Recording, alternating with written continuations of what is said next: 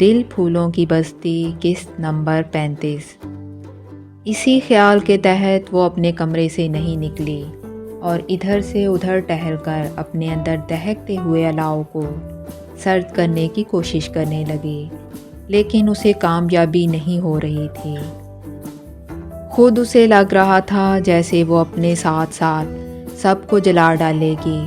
بڑی مشکل سے وہ خود کو نیچے جانے سے باز رکھے ہوئے تھی۔ پھر اپنا دھیان بٹانے کی خاطر اس نے ٹیپ ریکارڈر میں کیسٹ لگا کر آن کیا اور مسحری پر آ بیٹھی۔ چند لمحوں کے بعد سوگوار سی دھن نے کمرے کی خاموش فضا میں اداسی کا رنگ شامل کر دیا تھا۔ وہ کچھ دیر گھٹنوں کے گرد بازو لپیٹے ٹیپ ریکارڈر پر نظریں جمائے بیٹھی رہی، پھر قدرے نیم دراز ہو کر مسحری کی بیک پر سر رکھ کر پلکیں موند لیں۔ ایک آگ غم تنہائی کی جو سارے بدن میں پھیل گئی۔ جب جسم ہی سارا جلتا ہو تو دامن دل کو بچائیں کیا۔ اچانک ٹیپ بند ہونے کی آواز کے ساتھ شہر بانوں کی کھلکھلاتی ہنسی نے جیسے بجھتے انگاروں کو پھر سے ہوا دے دی، اور وہ ہمیشہ کی طرح اس کی پذیرائی کو اٹھنے کی بجائے ذرا سی آنکھیں کھول کر اسے دیکھنے لگی۔ خیر تو ہے، کون روٹھ گیا؟ شہر بانو اپنی دھن میں تھی۔ کہاں ہے سکندر بھائی؟ میں پوچھتی ہوں ان سے۔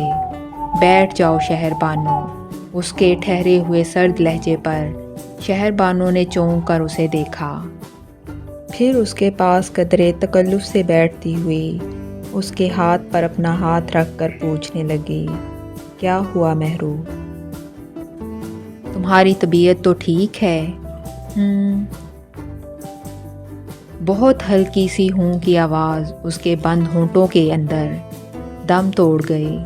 شہر بانو اس کی پرسراریت سے کچھ خائف سی ہو کر ادھر ادھر دیکھنے لگی تو اسے سارا ماحول ہی پرسرار لگا، جیسے بچپن میں کہانیاں پڑھا کرتی تھی کہ ظالم دیو نے شہزادی کو قید کر کے پتھر کا بنا دیا۔ اسے مہر النساء پر اسی شہزادی کا گمان ہو رہا تھا، جس کے وجود میں کوئی حرکت نہیں تھی۔ بے حد گھبرا کر شہر بانو اسے غور سے دیکھنے لگی، تب اس کے ہونٹ پہلے ذرا سا نیم واہ ہوئے، پھر جیسے وہ خود کو بولنے پر آمادہ کر کے کہنے لگی، ایک بات پوچھوں شہر بانو، سچ سچ بتاؤ گی؟ ہاں کیا بات ہے؟ شہر بانو فوراً بولی، کیا وہ مجھ سے زیادہ حسین ہے؟ اس نے اتنے یقین سے پوچھا کہ شہر بانو سٹپٹا گئی۔ کون؟ وہی جس نے شاہ سکندر کو میرا نہیں ہونے دیا۔ چند لمحے، بس چند لمحے شاہ نے میری جھولی میں خیرات کے طور پر ڈالے تھے، شاید اپنی محبت کا صدقہ اتارا تھا۔ کیوں، کیا یہی میری حیثیت ہے؟ مہر النساء اچانک پھٹ پڑی۔ بتاؤ شہر بانو، تم اس کی بہن ہو، سب جانتی ہوگی، مجھے بتاؤ وہ کہاں گیا ہے؟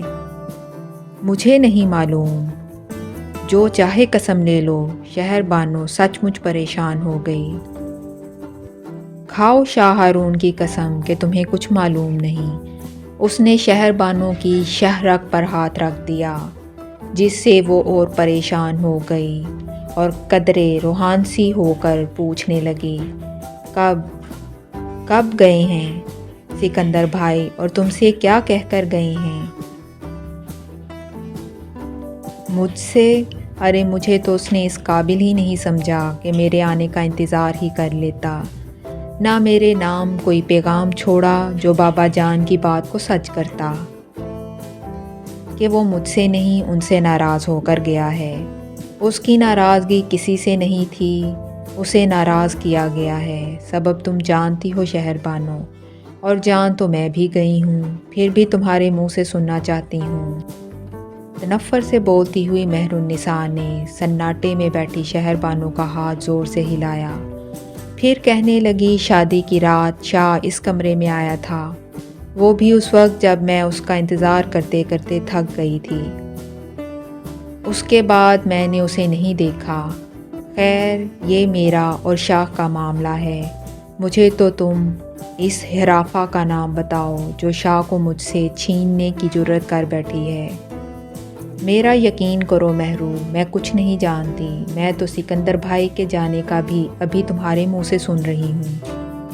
بی بی جان نے بھی نہیں بتایا، وہ نہیں بتائیں گی۔ اور سنو، تم بھی ان پر ظاہر مت کرنا کہ تم جان چکی ہو، کیونکہ یہ اس گھر کا مسئلہ ہے اور تم اب اس گھر کی فرد نہیں ہو۔ مہر النساء نے ہلکی سی طنز آمیز مسکراہٹ کے ساتھ جانے اسے کیا باور کرانے کی کوشش کی کہ وہ اگر نہیں سمجھی تب بھی یوں سر جھکا لیا جیسے اب مہر النساء کی ہر جائز ناجائز پر اسے اسی طرح سر جھکانا ہے، ورنہ دوسری صورت میں اسے بھاری قیمت ادا کرنا ہوگی۔ سکندر بھائی، آپ کے لیے گڈ نیوز۔ نائلہ نے اسے دیکھتے ہی نعرہ لگایا، لیکن وہ ایک تو تھکا ہوا تھا، دوسرے شو روم کا سودا نہ ہونے کے باعث کچھ مایوس سا بھی تھا۔ جب ہی نائلہ کی بات پر کوئی توجہ نہ دی اور تھکے تھکے انداز میں بیٹھا تو احمد حسن نائلہ کو ٹوکتے ہوئے بولا، تنگ نہیں کرو، جاؤ پہلے چائے لے کر آؤ۔ میں چائے سے زیادہ اچھی خبر سنانے والی ہوں جو سکندر بھائی کی ساری تھکن پل میں دور کر دے گی۔ اور ان کے مایوس چہرے پر مسکراہٹیں دوڑنے لگ گئیں۔ اب بتائیے، پہلے چائے یا گڈ نیوز؟ نائلہ نے شاہ سکندر کے سامنے آ کر شوخی سے پوچھا تو اس نے پہلے احمد حسن کو دیکھا اور اس کا اشارہ سمجھ کر بڑے آرام سے بولا، چائے؟ ہرگز نہیں، نائلہ چیخ پڑی، کیونکہ وہ خود اچھی خبر سنانے کو بے چین تھی اور جانے کب سے ان دنوں کا انتظار کر رہی تھی۔ اچھی زبردستی ہے۔ اچھا، خیر سناؤ، جلدی سناؤ۔ شاہ سکندر نے جیسے اس پر احسان کیا تو وہ منہ پھلا کر بولی، آسیہ باجی کے گھر سے فون آیا تھا، انہوں نے ہم سب کو کھانے پر بلایا ہے۔ کب؟ آج۔ شاہ سکندر کی ساری بے نیازی رخصت ہو گئی۔ جی نہیں، جمعے کو۔ نائلہ کا انداز ہنوز تھا، جس پر احمد حسن ٹوکتے ہوئے بولا، تو اس میں رونے کی کیا بات ہے؟ کیا تمہیں نہیں بلایا؟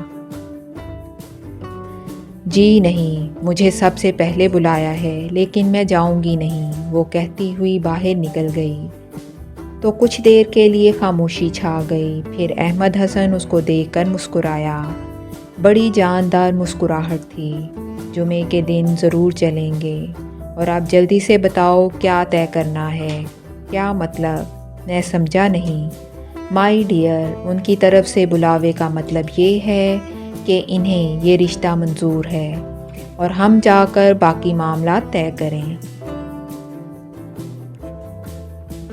یعنی شادی کی تاریخ وغیرہ؟ احمد حسن نے مطلب سمجھایا تو وہ کچھ الجھ کر بولا، لیکن یار، تیاری تو کچھ بھی نہیں ہے۔ کیا تیاری کرنی ہے؟ کپڑے، زیورات، یہ سب امی اور نائلہ پر چھوڑ دو، وہ سب خریداری کر لیں گی۔ گھر تم سیٹ کر چکے ہو، باقی رہا بزنس تو۔ یہاں احمد خود اٹک گیا تو اسے کہنا پڑا، بزنس نہیں ہو سکتا، شادی کے اخراجات کے بعد بزنس کے لیے پیسہ نہیں بچے گا۔ احمد حسن یہی بات کہنے سے رک گیا تھا